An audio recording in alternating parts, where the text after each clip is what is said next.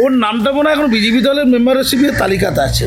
তিনি কি বিজেপিতে যোগদান করতে পারেন? হ্যাঁ, তিনি সর্বত্র যোগদান করতে পারেন। হুমায়ুন কবির কখনো বিজেপিতে, কখনো কংগ্রেসে, কখনো সিপিএমে, তৃণমূলে, কখনো নির্দলে থেকেও তো বলছে মুসলমানরা বঞ্চিত বঞ্চিত, এই কথা মুখস্থ করতে হবে কিন্তু দুলে দুলে। যে আমি যদি ছেড়ে দিই 10টা না কটা এমএলএ ওখানে আছে, তার মধ্যে 6-7টা চেঞ্জ হয়ে যাবে, মানে তার নিজের ভোট আছে।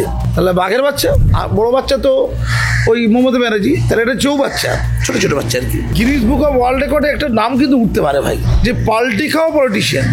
সবচেয়ে ভালো কে, বেস্ট কে, দা বেস্ট হচ্ছে হুমায়ুন কবির। সংখ্যালঘু অংশের মানুষদেরকে কেটে ভাগীরথী জলে ভাসিয়ে দিচ্ছে, আবার সংখ্যাগুরুদের লঘুদের উপরে তার সীমাহীন নিয়ন্ত্রণ। হুমায়ুনের এই দল বিরোধী সুর, এটা আপনি কি মনে করছেন, তার নিজের স্বার্থে নাকি সংখ্যালঘুদের স্বার্থে? আরে বাবা, মুসলমানদের নিয়ে তো রাজনীতি করতে হয়, মানে মুসলমানদের বঞ্চনা করা হচ্ছে, আমি মুসলমানদের ত্রাতা রক্ষাকর্তায়, এটা তো অন্তত বলতে হবে। হুমায়ুন কবিরকে কন্ট্রোল করা যাবে না। হুমায়ুন কবিরকে দিদি বলেছে, দেখ তোর অক্সিজেনটা ঠিকঠাক আছে, অনুব্রতের অক্সিজেনের প্রবলেম আছে, তুই ভালো ছেলে, তোর নিজস্ব ভোট আছে, তোকে আমি ধন্যবাদ, একটু দেখে শুনে কথা বল। আচ্ছা, ও যদি দেখে শুনে কথা বলে তাহলে বিতর্কিত হবে? তিনি বারবার নতুন দল তৈরি করার কথা বলে পিছিয়ে কেন আসে?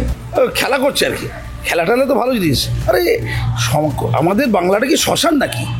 দিদি খেলা করছেন, হুমায়ুন কবির একটু খেলা করবেন না? দিদি নতুন দল গড়বেন, ভাঙবেন, আবার গড়বেন, আবার ভাঙবেন, এই প্রেরণাটা কোথেকে পেয়েছে? প্রেরণাটা পেয়েছে মুর্শিদাবাদে যে ভাঙন হয়, একুল গড়ে অকুল ভাঙে, যত এরকম হাত জোড়ে থাকবে তত চিনি পাবে। সাদা জামা পরবে, কিন্তু সাদা পাঞ্জাবি পরবে, মৃদু হাসি। ভোটটা হয়ে গেলেই তোমার মুখে দেবে লাথি এবং জোরে দেবে কাশি। এখন মৃদু হাসি, ওটা চিটিং বাজি। কে কত মিথ্যাচার করতে পারে, কে কত ভণ্ডামি করতে পারে, কে কত মানুষকে মূর্খ বানাতে পারে, কে কত মানুষকে ধড়িবাজি করতে পারে, সে তত বেশি দেন। স্যার, মুর্শিদাবাদের বিধায়ক হুমায়ুন কবির একাধিক মন্তব্য করেছেন, তারপরও তাকে দলে রাখা হয়েছে। মুসলিম ভোট পেতে হুমায়ুন কবির একমাত্র ভোটটা না, হুমায়ুনের কিন্তু বুকের পাঠা আছে। ওই সেই বিশেষ ধর্মের লোকদেরকে ভাগীরথীর জলে হুমায়ুনই তো ফেলেছিল, তাহলে বুকের পাঠা আছে। বাংলার বুকে দাঁড়িয়ে শুভেন্দু অধিকারীর গড়ে সেখানে একটা বিশেষ ধর্মের লোকদেরকে ভাগীরথীর জলে ভাসিয়ে দেবে শ্রেষ্ঠাংশে হুমায়ুন কবির। তারপরে আবার তার অন্য একটা অঙ্গ, তার অনেক ভঙ্গ। সে বললো কি, আমি যখন তখন তৃণমূল ছেড়ে দিতে পারি, শাসক দল ছেড়ে দিতে পারি। তিনি এমএলএ, তিনি বলছেন আমি শাসক দল যখন তখন ছেড়ে দিতে পারি। এবং তিনি আবার এটা বলছেন যে আমি যদি ছেড়ে দিই 10টা না কটা এমএলএ ওখানে আছে, তার মধ্যে 6-7টা চেঞ্জ হয়ে যাবে, মানে তার নিজের ভোট আছে। তাহলে বাঘের বাচ্চা, পশ্চিমবঙ্গে বাঘের বাচ্চা, তাহলে এটা কি ছোটো বাচ্চা? আর বড়ো বাচ্চা তো ওই মমতা ব্যানার্জি, তাহলে এটা বাচ্চা, ছোটো ছোটো বাচ্চা আর কি। এটা ক্রেডিট, কিন্তু তার নিজস্ব ভোটে তার কিছু তো করেছে। কারণ মানে গিনিস বুক অফ ওয়ার্ল্ড রেকর্ডে একটা নাম কিন্তু উঠতে পারে ভাই। আমি কিন্তু এটাকে সমর্থন করি এবং আমি প্রপোজও করতে পারি যে পাল্টি খাওয়া পলিটিশিয়ান ভারতে বা পৃথিবীর ইতিহাসে সবচেয়ে বেশি, সবাই তো কম বেশি পাল্টি খাচ্ছে, তো সবচেয়ে ভালো কে, বেস্ট কে, দা বেস্ট হচ্ছে হুমায়ুন কবির। তিনি কোন দলের কাছে যাবেন? কংগ্রেস, নির্দল, কংগ্রেস থেকে নির্দল থেকে আবার কংগ্রেস থেকে তৃণমূল থেকে বিজেপি থেকে আবার তৃণমূল, আবার কতবার বিজেপিতে আসবে, আবার নির্দলে চলে যাবে। এই যে বিচরণ, এক ভয়ঙ্কর বিচরণ ক্ষেত্র, চারিদিকে ঘুরে বেড়াচ্ছে গোল হয়ে। এমন ক্রেডিট কার আছে? সংখ্যালঘু অংশের মানুষদেরকে কেটে ভাগীরথী জলে ভাসিয়ে দিচ্ছে, আবার সংখ্যাগুরুদের লঘুদের উপরে তার সীমাহীন নিয়ন্ত্রণ। যিনি মাননীয়া পাহারাদার, পশ্চিমবঙ্গের মুসলমানদের পাহারাদার কে? 1 নম্বরের কোশ্চেন দিদি। সেই পাহারাদার থেকে পাহারাদারিত্ব মুর্শিদাবাদে কে নিচ্ছে? কে? হুমায়ুন কবির। তাহলে হুমায়ুন কবিরকে এখন মোটামুটি একটা তকমা দেওয়া উচিত এবং অবশ্যই ব্যাঘ্রশ্রী অ্যাওয়ার্ড মমতা ব্যানার্জি দিতে পারে। কোন অ্যাওয়ার্ড? ব্যাঘ্রশ্রী অ্যাওয়ার্ড, ঠিক আছে, নতুন অ্যাওয়ার্ড, ব্যাঘ্রশ্রী অ্যাওয়ার্ড। স্যার, হুমায়ুনের এই দল বিরোধী সুর, এটা আপনি কি মনে করছেন, তার নিজের স্বার্থে নাকি সংখ্যালঘুদের স্বার্থে? না, নিজের স্বার্থেও নয়, সংখ্যালঘুর স্বার্থেও নয়। আসলে ও একটু ব্যতিক্রমী কথা বলছে। সংখ্যালঘুদেরকে যে বঞ্চনা করা, এগুলো তো আমরা বলি, ও একটু মুখস্থ করে, সেটা ওর মেধা থাকলে তো আর ওই জায়গায় গিয়ে পৌঁছতো না। এবার ও তো কিছু একটা ইস্যু দেবে। আরে বাবা, মুসলমানদের নিয়ে তো রাজনীতি করতে হয়, মানে মুসলমানদের বঞ্চনা করা হচ্ছে, আমি মুসলমানদের ত্রাতা রক্ষাকর্তায়, এটা তো অন্তত বলতে হবে। সেই কথাটাই বলে, হালকা চলে, একটু মানে কাঁপা গলায়, একটু কি বলবো আর কি বিচ্ছিন্ন বিক্ষিপ্তভাবে বলে, এবং তাতে মুসলমানরা ভালো চোখেই দেখে। নাকি স্যার মনে করছেন যে বিজেপিকে একটু স্বস্তিতে রাখার জন্য এই কৌশল অবলম্বন করছেন? বিজেপির তো ধরো না, ওর নামটা মনে হয় এখন বিজেপি দলের মেম্বারশিপের তালিকাতে আছে। তিনি কি বিজেপিতে যোগদান করতে পারেন? হ্যাঁ, তিনি সর্বত্র যোগদান করতে পারেন। তিনি ঈশ্বরের সাথে দেখা করে মর্তে চলে আসবে, দানবদের সাথে দেখা করবে, তিনি সবই পারেন। তিনি সর্বভূক সর্বত্র বিরাজমান, ঈশ্বরের কাছাকাছি আর কি, খুব ভালো আর কি। হুমায়ুন কবির যে জনসম্মুখে এসব কথা বলছেন, এর পিছনে তৃণমূলের অন্য কোনো উদ্দেশ্য নেই তো? বিরোধীদের কোনো স্বস্তিতে রাখার উদ্দেশ্য নেই। হুমায়ুন কবিরকে কন্ট্রোল করা যাবে না। হুমায়ুন কবিরকে দিদি বলেছে, দেখ তোর অক্সিজেনটা ঠিকঠাক আছে, অনুব্রতের অক্সিজেনের প্রবলেম আছে, তুই ভালো ছেলে, তোর নিজস্ব ভোট আছে, তোকে আমি ধন্যবাদ জানাই, একটু দেখে শুনে কথা বল। আচ্ছা, ও যদি দেখে শুনে কথা বলে তাহলে বিতর্কিত হবে? আজকে মিডিয়া তোমরা আমার মতো একটা লোককে, সাধারণ হুমায়ুন কবির নিয়ে ইন্টারভিউ দিচ্ছে। সকালবেলা এই কাজটা করে থাকে, সকালবেলা এই কাজটা করে কুণাল ঘোষ। সকালবেলা থেকে মনে মনে ভাবে, রাত্রে ভাবে, সকালে আমি কী ব্রেক করবো, সারাদিন ধরে টিভি চ্যানেল আমাকে নিয়ে চর্চা করবে। ও তো শিখে গেছে এবং সারাদিন চর্চা হয়। তারপর ওকে নকল করলো কে?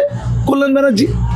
সেও দেখলো যে শ্রীরামপুরে ঢুকলেই একদম আটকে দেবো, মেরে দেবো, কেটে দেবো সুকান্তকে, এবার শুভেন্দু ঢুকবে, ঠিক আছে?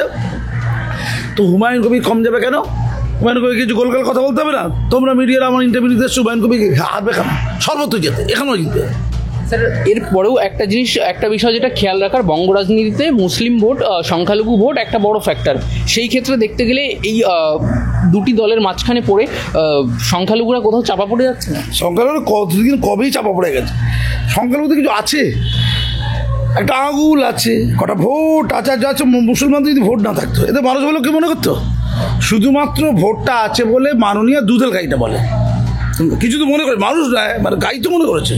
গাইয়ের পুজো হয়, কিন্তু গাইয়ের কিন্তু পুজো হয় ভারতবর্ষে, গোমাতা আছে গাইয়ের। ফলে এই যে এত সম্মান মুসলমানদের মাননীয় দিলেন কটা ভোটের জন্য, ধরুন ভোট নেই মোল্লাদের, তো তাদের কিছু অধিকার থাকতো, অস্তিত্ব থাকতো। তো এই কেউ তো কিছু দেয় না, মাননীয়া ওটা দিয়েছে। আর হুমায়ুন কবির কখনো বিজেপিতে, কখনো কংগ্রেসে, কখনো সিপিএমে, ওই তৃণমূলে, কখনো নির্দলে থেকেও তো বলছে মুসলমানরা বঞ্চিত, এই কথা মুখস্থ করতে হবে, কিন্তু দুলে মুসলমানরা বঞ্চিত, ঠিক আছে, চলতেই থাকবে। হ্যাঁ, তার মানে এই যে তিনি বলছেন মুসলমানরা বঞ্চিত, এটা তারা নিজের স্বার্থে বলছেন, তার ভোটের স্বার্থে বলছে। তাকে বেঁচে থাকার স্বার্থে হবে, তাকে তো বেঁচে থাকতে হবে, নাকি মরে যাবে তবে? তাকে তো বেঁচে থাকতে হবে, তাই সে বলছে, বারবার বলবে। মানে কেন বঞ্চিত, কীভাবে বঞ্চিত, তার জন্য ওর কী ভূমিকা ছিল? ও তো তৃণমূলে ছিল, ও তো কংগ্রেসে ছিল, ও তো বিজেপিতে ছিল, ওর কী ভূমিকা ছিল, ও ওটা বলবি না। স্যার, এর আগেও এই বছরের মাঝামাঝি দেখা গেছে হুমায়ুন কবির নতুন দল তৈরি করার ঘোষণা করেছিলেন, তারপরেও তিনি পিছিয়ে এসেছেন ডেডলাইন দিয়ে। তিনি এবারও বলেছেন নতুন দল তৈরির কথা। তিনি বারবার নতুন দল তৈরি করার কথা বলে পিছিয়ে কেন আসেন? খেলা করছে আর কি, খেলাটা তো ভালো জিনিস। আরে আমাদের বাংলাটা কি শ্মশান নাকি? দিদি খেলা করছেন, হুমায়ুন কবির একটু খেলা করবেন না? দিদি নতুন দল গড়বেন, ভাঙবেন, আবার গড়বেন, আবার ভাঙবেন। এই প্রেরণাটা কোথেকে পেয়েছে? প্রেরণাটা পেয়েছে মুর্শিদাবাদে যে ভাঙন হয়, একুল গড়ে ওকুল ভাঙে, তো কখনো ভাঙবে কখনো গড়বে। ও গঙ্গার দিকে তাকিয়েছিল, ভাগীরথীর দিকে তাকিয়েছিল, দেখছে পাড়গুলো সব একুল উকুল সব ভাঙাচড়া হচ্ছে, কোথাও ভাঙছে কোথাও করছে। ও প্রেরণা নিয়ে নিল, দিদি তো প্রেরণা রাত্রি, ও এখানে ভাঙন প্রেরণা দাতা। এটা হুমায়ুন কবির নিয়েছে, মানুষের কষ্ট যন্ত্রণা ব্যথা বুঝেছে, ভাঙা গড়ার মধ্যে কান্না খুঁজে পেয়েছে, সেই নাকি কান্না কাঁদছে, কেঁদে যদি অধিকারটাকে বজায় রাখা যায়। এই স্যার, এর মধ্যেই হুমায়ুন কবিরকে পাল্টা চ্যালেঞ্জ করেছেন তৃণমূলের একজন সদস্য। তিনি বলেছেন পারলে তৃণমূলের চিহ্ন ছাড়া ভোটে জিতে দেখাক। এটাও কি একটা খেলা হিসেবে দেখছেন? ঠিক আছে, কে বলেছে এটা? একজন ব্লক সভাপতি। সে হুমায়ুন কবিরকে বলেছে? হ্যাঁ, হুমায়ুন কবির নির্দল থেকে দাঁড়ালো জিতবে বলছেন? একদম নির্দল থেকে দাঁড়িয়ে জিতে যেত এটাকে। এখনো কি সেই পরিস্থিতি আছে? আচ্ছা, আরে বাবা, বঞ্চনের কথা মোল্লাদের বলেছে। মোল্লারা ভোট দেবে না, ঢালা ভোট দিয়ে দেবে। ইউসুফ পাঠানকে নিয়ে এসে তো ওই মুর্শিদাবাদে অধীর রঞ্জন, অ্যাকচুয়ালি যোগ্য নেতা অধীর রঞ্জন, তাকে পরাস্ত করে দিল। কাকে নিয়েছে? মোল্লা একটা ধরে নিয়েছে, দাঁড়িয়ে মোল্লা। সে নামাজ টামাজ পড়ে, তার বাবা আবার ইমাম, কম কথা, আবার ব্যাটিং করে। তিনি বলছেন আপনি তাহলে আপনার মতো সেখানে উন্নয়ন না হলেও চলবে, কিন্তু যে দাঁড়াচ্ছে তার মুসলিম হওয়া জরুরি। নিজের ধর্মের লোক মুসলমান হতে হবে, একটু উন্নয়ন মাঝে মাঝে টাকা দিয়ে দিলে উন্নয়ন হবে। মাঝে মাঝে যখন অভাবে পড়ে যাবে, সমস্যায় পড়ে যাবে, একটু টাকা লুকিয়ে চাকিয়ে দিয়ে দেবে, ওটাও তো উন্নয়ন। দিদি এমনি অন্যভাবে দেয়, ও আবার ব্যক্তিগতভাবে দেয়, দেখে দেখে দেয় কাকে কাকে দিলে তাদের ঠিক উন্নয়নটা হবে তাদের দেয়। সবশেষে প্রশ্ন করি আপনাকে, সামনেই 26-এর নির্বাচন, এই 26-এর নির্বাচনের আগে এই বিরোধী দল এই দলবদলুর কথাবার্তা বেশ উঠে আসছে, এই 26-এর আগে কেন এইসব হচ্ছে? 26-এ ভোটের আগে হবে না? আরে ভোটের আগেই তো জনগণ মানুষ হয়, তারা কিন্তু জন্তু জানোয়ার থাকে। ধরো ভোটটা মিটে গেলো, তারপর তুমি দেখা করতে গেলে, তুমি ধরো সাধারণ লোক, তুমি ভোট বলে এরকম করে থাকলে হাত জোড় করে, তারপর চিটিংবাজি, যত এরকম হাত জোড়ে থাকবে তত চিটিংবাজি। সাদা জামা পড়বে, কিন্তু সাদা পাঞ্জাবি পড়বে, মৃদু হাসি। ভোটটা হয়ে গেলেই তোমার মুখে দেবে লাথি এবং জোরে দেবে কাশি। এখন মৃদু হাসি, মৃদু হাসি, ওটা চিটিংবাজি। তাই ভোটের আগে মানুষগুলো মানুষ হয়, আর ভোটের পরেই ওই যারা ভোট দিয়েছে ভোটদাতারা একটা আবর্জনা হয়, একটা বিরক্তি হয়, একটা বোঝা হয়। কে বোঝা রাখতে চায় বলো তো? ফেলে দেয়, ভাগীরথী জলে ফেলে দেয়, গঙ্গার জলে ফেলে দেয়, সেই কাজটি। মানে যে সাদা জামা পরে ভোট চাইতে গেছিল সেই বলতে চাইছেন সেই সাদা জামাতে পুটলি বেঁধে ফেলে দেবে। সাদা জামা মানে তো কাদা, যত চটচিটিং বা ছাঁচাবে তারা তত সাদা জামা পরবে, তারা মাথায় টুপিয়ে দেবে। মোল্লাদের চিটিং মাঝে সে কী করবে? মাথা টুপিয়ে দেবে আর তিলক দেবে। হিন্দুদের যারা চিটিং মাছ হবে, যত চিটিং মাছ তত বেশি দেবে। ভালো লোকরা আছে যাতে গুলিয়ে যায়। তিলক দেওয়ার লোকগুলো তো ভালো লোক, আর টুপি দেওয়ার লোকগুলো খারাপ হওয়ার কথা নয়, কিন্তু দু জায়গাতে অভিনয় চলবে, ওদের সাথে মিশে যাবে, মিশে গিয়ে কার্য সিদ্ধি করে চলে যাবে। প্রকৃত যারা টুপি দিয়ে মানুষ ধর্মকর্ম করে তারা গরিব, খেতে পায় না, তারা ইমাম মাতার জন্য বসে থাকে কেউ কেউ, সবাই তো অসহ্য নয়। আর যারা তিলক দেয় ঠিকই দেয়, তারা তো অনেকেই তো মানুষ, তারা মানুষের ভক্ত, দেবতার ভক্ত, ওই ওদের মধ্যে মিশে যাবে। কে ভালো কে মন্দ নির্বাচন করা যাবে না, কে চাল কে কাকর বোঝা যাবে না। সুপ্রিম কোর্টের মতো রায় হয়ে যাবে, সবাইকে দিয়ে ফেলে দেবে গঙ্গা জলে, সবার চাকরি চলে গেল, আর সবাই এবারে চিটিংবাজ হয়ে গেল। তার মানে স্যার বর্তমানে রাজনীতি আর অভিনয় দুটো একই লাইনে দাঁড়িয়েছে পশ্চিম। কে কত মিথ্যাচার করতে পারে, কে কত ভণ্ডামি করতে পারে, কে কত মানুষকে মূর্খ বানাতে পারে, কে কত মানুষকে ধরিবাজি করতে পারে, সে তত বেশি দেন। মিথ্যে কথা বলতে পারিনি, চুরি করতে পারিনি, কি ভাই, উনি তো হবে না।